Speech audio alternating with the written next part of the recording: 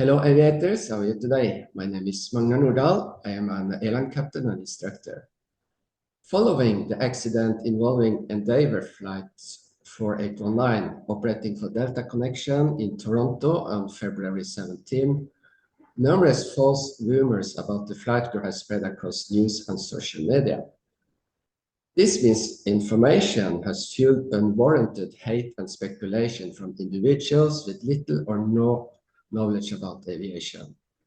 So I think it's time to set the record straight.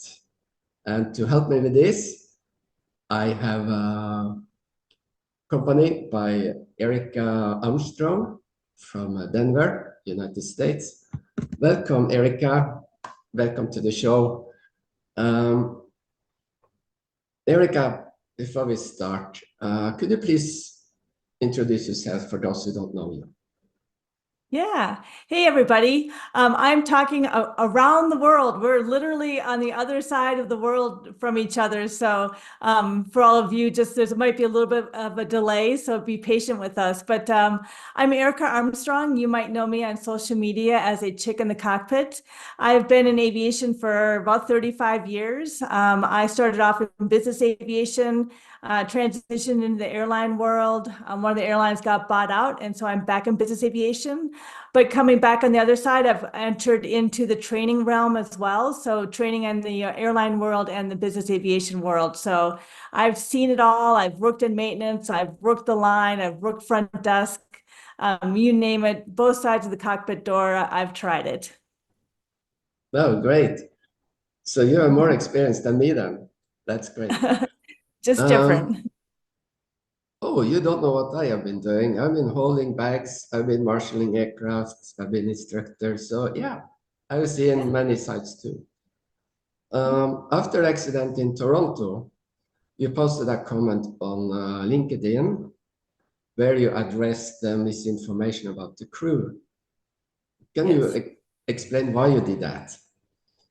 Yes, and we would need like 8 hours to have a nice, good explanation. But I started flying in 1988, and it was very well known that you did not have to allow a woman to even apply for a job. They were very open back then about saying we won't hire you because you are a woman. So way back then, they tried to start an initiative saying nobody should get through the system if they're not qualified. I want to make sure everybody is completely on board, especially women. We don't want anybody who is less than qualified being in that pilot seat. I don't want anybody to think I'm less qualified because I'm a woman. So the initial DEI initiative was to try to give people an opportunity at the lower end of a career on the training side, helping a few more people that wouldn't normally have access to aviation, to allow programs like women or people of color to try coming into the industry. So they're giving like a hand up onto some of these training platforms, but there are rules and regulations and minimum hours in the airline world that's not adjustable. There's no way to reduce those for anybody. We can make an extra effort to try to reach out to those people that are qualified that maybe wouldn't, be interested in coming to the airlines in that regard. But, it's like right now it's like a wormhole in time. We've gone back to this culture that we were at, 30 years ago, just overnight, it feels like. So I just felt it was important to make sure everybody understands that your airline pilot has earned the right to be there. In the United States, we have a pilot record database now.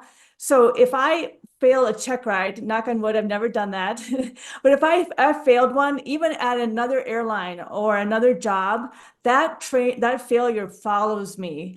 That wasn't always the case, but you can now track if somebody is struggling, having problems, or shouldn't be in that seat. So it's taken us a few years to get there. There's men and women that have gotten through the system that maybe are weaker than others, and that's just the reality of any job. I think it's especially challenging for women right now to have anybody look at us thinking that we're not qualified. In the history of aviation, we've had over 11,000 accidents, 20,000 people have died, and never once have I ever thought it was because it was a man, right? So The Endeavor incident, within 24 hours, they had all this false information out there. We still don't, have any of the details to even say, who was flying, who was the pilot in command. I understand it was an IOE flight. So we're still waiting for all those details. Regardless, I've looked at that landing over and over again, and I have to say I've seen way worse landings and not had that end result. So there was some other extra layer in that sequence that occurred. And we're still waiting on the details for it. Yeah. So you mentioned you need to do a lot to be qualified to sit in the cockpit, right? Yes. Could you explain in the United States, what is the requirement? You start from zero until you become an airline pilot. What do you have to go through training and checking? Yes. First of all, spending a lot of money, but there's a general flow. So generally what you have to do, and each one of these I'm talking about involves a written exam, an oral exam, give and take from the examiner, and then you have to go up and fly the airplane. So you generally get your private first, then you get your instrument rating so that you can go fly in the clouds. You'll have to get like a complex aircraft endorsement. That's just an endorsement, but you have to go up and show that you can fly an aircraft with a different type of propeller and landing gear. And then you go on, you can get your commercial license at 250 hours. Nobody will hire you at 250 hours. It's just a name. So, your parents are going, well, you're a commercial pilot. Why can't you get a job? You can't do that in the United States anymore. So then you continue on building your hours. You get your multi-engine rating. And then most people, because it's so expensive, they'll go get their flight instructor certificate. And that's another whole check ride, written exam. And then in that element too, you can add on the complexities. You can be an instructor for instrument training, instructor for multi-engine.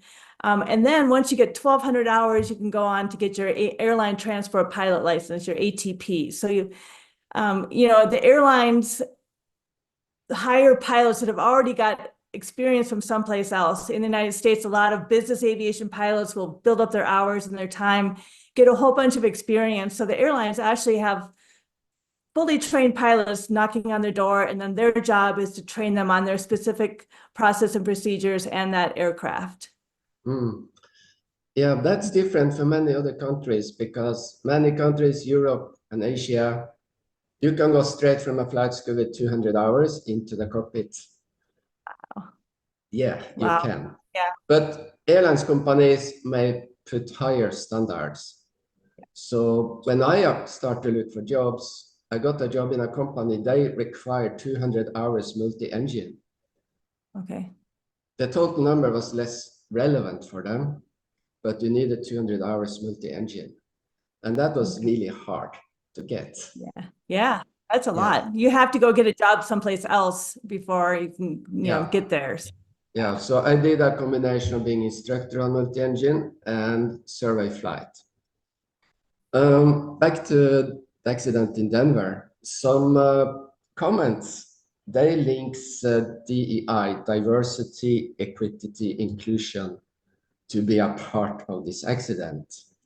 But my impression is that DEI is not about segregating, but including and give everybody the same chance, right? So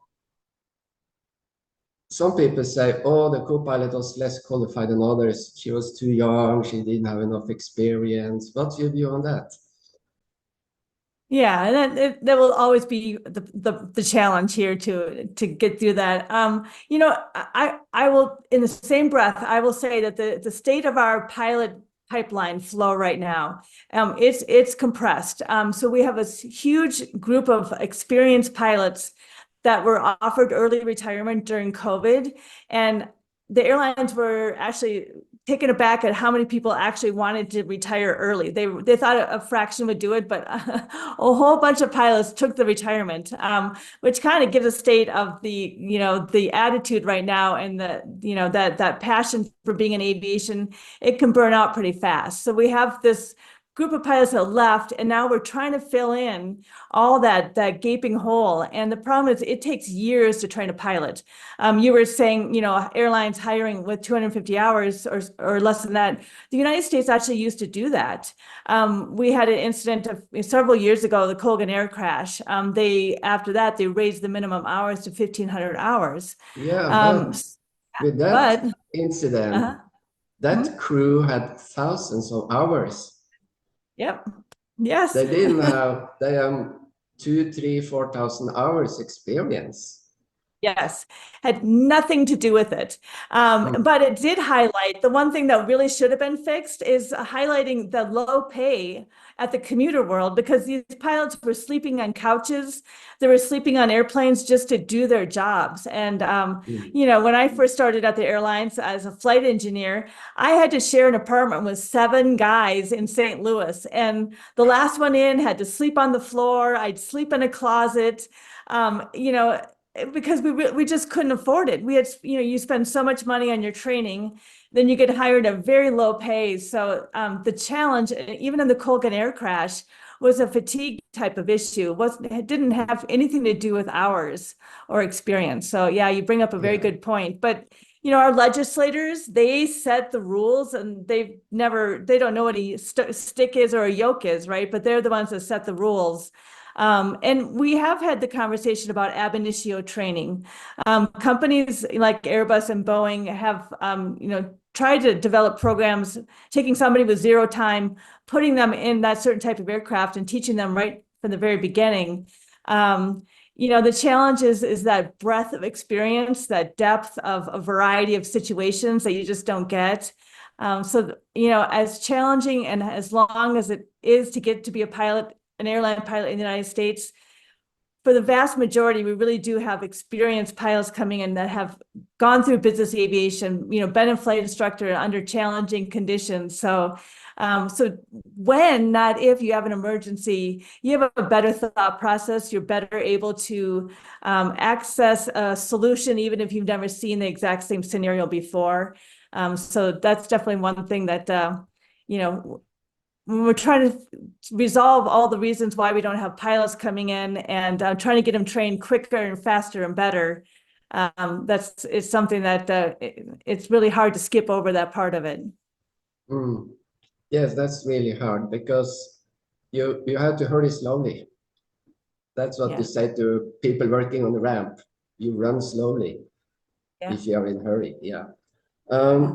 But in the following this accident in Toronto, and because of all the social media spreading out all this false information, how will that impact pilots, you think?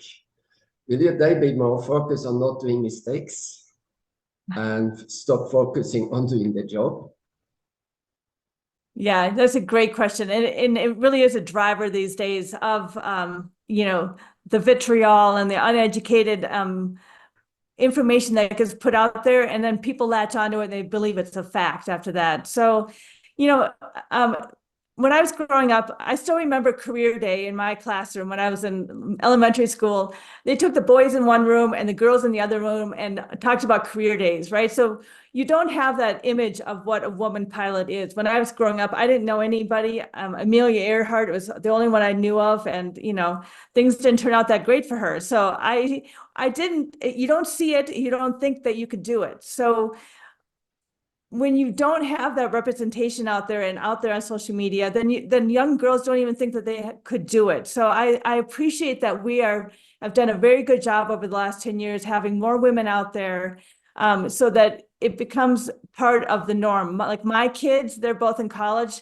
They don't think twice about having a woman in the cockpit. So a lot of this is generational, but I will wag my finger like a mother, and tell the young women out there right now, we have a lot of, you know, silly pictures out there, unprofessional pictures out there, because we're having fun. The passion of aviation, you can see it coming through, but they kind of maybe take a step too far. They're spending a little bit too much time focusing on getting that picture instead of the task at hand. So while I appreciate other people sharing the joy of flying, there's a downside to it too, because you just don't want a picture out there of you being silly in the cockpit. And, if something happens later on, you don't want that connection there, right? So, I see both sides of it, but I still love the idea that women are sharing their experience and their joys of flying. And when you're growing up now and you see that more often, you have that thing in the back of your head that says, hey, I can do this too, because we all need a tipping point on actually taking a step forward and making a career out of something you think you can do. But at the same time, is there a risk that young people who really want to be a pilot, they will say, no, I don't want, because if something happens, social media, they will just explode and damage my life? Is that a risk? Absolutely. My heart breaks for anybody, especially in the Endeavor incident. It's heartbreaking to see that, because other women will look at that and say, why in the world would I come into an industry? Well, nobody, you're not being supported. It was our own people, our own pilots, our other, people in the airline that were posting these horrible things. I was so disappointed in our professionalism in our industry during, these last couple of weeks. So definitely it'll stick with you, watching those images that somebody else put together, presented as facts on social media. Even the news outlets would help reshare that information, and they didn't even have the facts yet. So it's a trial by a jury of 350 million people out here now, without actually having the facts. So yeah, it definitely is a thought process, and we need to do much better of showing our support instead of breaking somebody down, simply because they're a woman. So yeah, it's a good point that you bring up. Thank you, Erika. I think it's very important to emphasize that what we are doing, we don't want to crash, right? We want to bring everybody safe to the destination. And mistakes happen, accidents happen, not because we want it to happen, but because there are circumstances we cannot control. And what I see when reading reports, there's so many factors adding up towards the incident. And today, we don't know which factors they were. We know, okay, it was windy, they were blowing, drifting snow. We don't know anything else. We know there was little or no flare. We don't know why. We don't know why the wing broke off, because an aircraft is tested to 2.5 G without damage. You bend the wings. And then they add 50% safety margin, 3.75 G before it breaks. Yeah. And most aircraft go beyond that. And if you have a normal descent rate of 600 feet per minute, the landing gear can absorb it. Yes. That will, if the gear travel 50 centimeters, half a meter, it will be 2G. Yeah. You have formulas for that. And so I don't understand why the wing broke off. Yeah. It should be much stronger. And we have to wait for the report to see it, right? Exactly. Yeah. Yeah. I think the crosswind definitely had something to do with it, because you're trying to crab into the wind. So you've got a wing down to offset that. And yeah, I think the gear just, like you said, compressed just enough for a wingtip to just clip the top of a snowbank. Or maybe I can't tell on where they were on the center line. If they were off to the right, because you cannot see, maybe with the snow, there might have been a sign, runway sign underneath or something like that. That was a part of the sequence. But yeah, like I said, I've seen way worse landings than that, and not had that outcome. So interested to see the entire report. Yeah. So thank you so much, Erika, for your insights. I really appreciate you took your time to communicate with us. And I hope to everybody out there, before you post anything on media, please don't spread misinformation. Just say, wait a minute, is that really true? Maybe it's just a rumor. Then you should not spread it to other people, because next day it can happen to you, right? Yeah. And you don't want misinformation to be spread about you. It's really damaging. So I'm in full support of the pilots. We are a big community, and that's all for this time. So thank you for watching, and have a wonderful day and happy landing. Thank you. See you guys. See you. Bye. 200.